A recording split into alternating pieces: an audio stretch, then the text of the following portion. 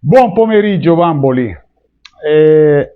La domanda più ricorrente che le persone da mesi mi fanno in questo canale, a proposito, subscrivete, iscriviti al canale, perché più siamo informati e meglio faccio il mio lavoro di informarvi. Detto questo, la domanda più ricorrente è quella che mi fa tanta gente che mi dice con 1200 euro come si vive all'isola, quelli che mi dicono con 1300, quelli che mi dicono con 1500. Dunque io vi dico, rispondo a Roberto Losi, a Beppe767, a Paperino71, a Giancarlo Penarel. Quando voi andate al consolato e vi dicono che con 1200 dollari, quindi l'equivalente più o meno di 1100 euro, vi danno il visto rentista, quindi quello che serve per vivere di rendita senza fare niente in Venezuela, e ve lo danno con 1200 dollari, 1200 dollari, questo già dovrebbe essere indicativo di quello che è il costo mensile per poter vivere bene, non gravare in nessun modo sul paese. E quindi la risposta è sì, però come ho già fatto, per essere ancora più chiaro, vorrei farlo facendo il conto insieme a voi. Voi dovete arrivare qui e di cosa avete bisogno? Di una casa, quindi un luogo dove stare, un mezzo o un servizio per potervi muovere e andare dove volete, un'assicurazione sanitaria perché, come vi ho già spiegato in altri video, la sanità pubblica qui praticamente non esiste, o se esiste funziona molto male, e poi il resto praticamente sono vizi nel senso uno va fuori, va a mangiare, beve una birra con gli amici, beve un caffè, si mangia un gelato, va sulla spiaggia.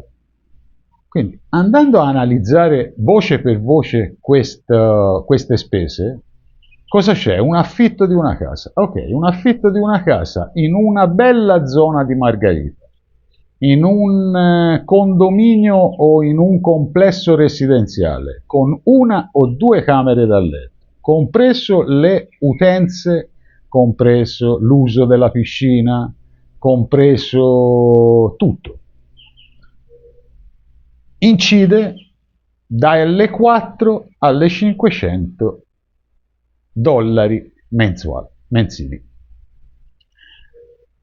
Poi avete da spostarvi, che forse è la spesa che più incide, soprattutto se venite da soli, perché già in due conteggiate per muovervi una spesa intorno alle 300-400 dollari al mese. Quindi 500, e sto esagerando, per una gran bella casa, 400 per muovervi, sono 900 dollari. Per andare a mangiare, per andare a comprare le cose di casa, il famoso carrellone di una volta alla settimana della Coop, che qui potete fare a Rio, potete andare a Zigo, potete andare a Nova, o nelle botteghine che trovate per la strada, anzi lì risparmiate diversi soldi. Io che non faccio caso a niente, che mangio come in Italia scegliendo sempre la pasta che costa di più, il pomodoro che costa di più, la mortadella, il prosciutto e quello e quell'altro, spendo per 4 persone una media di 80-90 dollari a settimana, che moltiplicato per 4 sono 360. Con i 900 che esageravo prima, siamo a 1260 dollari. Io, signori, più chiaro di così il conto e non ve lo posso fare. Perché a questi 1260 ci mettete le $100 dell'assicurazione, siamo a 1360. Però tenete presente che vi sto facendo il conto di una spesa che io spendo per 4 persone e voi la dovreste spendere da soli. Perché se già questa cosa venite in due, è vero, l'assicurazione vi costa 200, 250 invece che 200 invece che 100, ma tutto il resto lo dividete in due. La spesa la fate, la mangiate e siete in due, ma trasporti, affitto.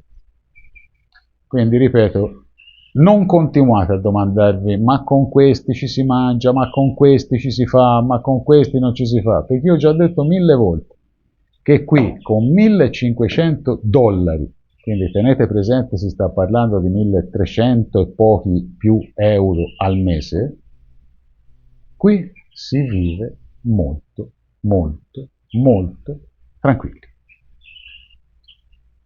Per favore, questo è il mio numero, se volete parlare in privato, se volete raccontarmi e sapere qualcosa di più specifico caso per caso, se volete informazioni per venire a vedere, se volete che mi occupi di trovarvi un affitto, se volete qualsiasi altra informazione sono a disposizione. Perché quello che io vi dico si parla in generale.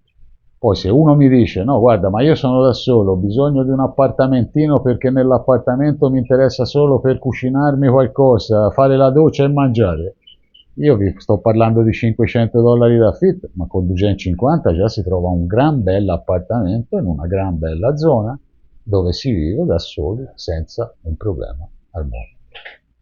Quindi in generale io vi racconto delle cose, poi caso per caso chiaramente le cose possono essere diverse. Alla prossima ragazzuoli, iscrivetevi al canale, mettete mi piace, fate tutte le cosine fatte per benino come i bambini bravi, perché più lo fate bene voi e più lo faccio bene io. Ciao a tutti, un abbraccio a tutti ragazzi e venite a Margarita perché si vive alla grande.